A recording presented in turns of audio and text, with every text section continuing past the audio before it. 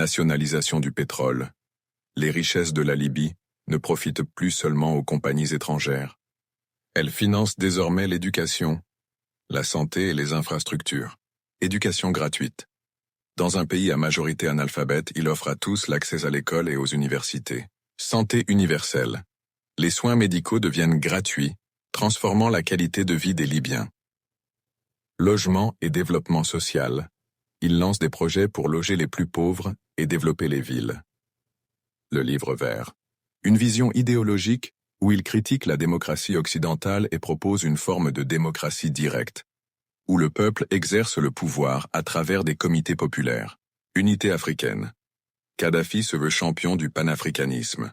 Il finance l'Union africaine et rêve d'un États-Unis d'Afrique, avec une monnaie commune indépendante du dollar et de l'euro. Un leader international Kadhafi dépasse très vite les frontières libyennes. Il soutient financièrement des mouvements révolutionnaires et certains présidents africains contre le néocolonialisme.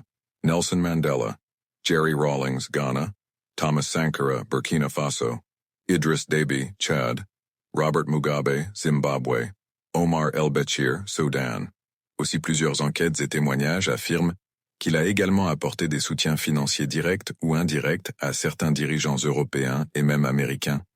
Nicolas Sarkozy, France, Silvio Berlusconi, Italie, Tony Blair, Royaume-Uni. La liste continuera avec le temps la mort de Kadhafi. À partir des années 2000, Kadhafi tente de rétablir des relations avec l'Occident, mais son rêve d'une Afrique unie, indépendante des puissances étrangères, inquiète. En 2011, dans le contexte du printemps arabe, une révolte éclate en Libye. Soutenue par l'OTAN, les opposants armés avancent rapidement. Le 20 octobre 2011, à Sirte, sa ville natale, Kadhafi est capturé et tué.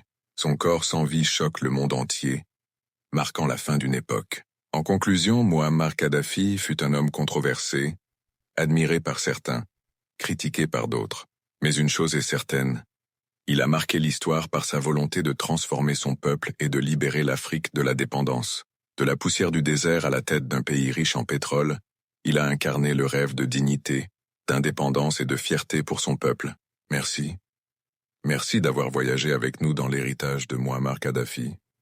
Chaque histoire que nous partageons est une semence de mémoire et de fierté. Abonnez-vous, laissez vos impressions, proposez des noms, et faisons de cette chaîne une grande bibliothèque vivante de nos héros.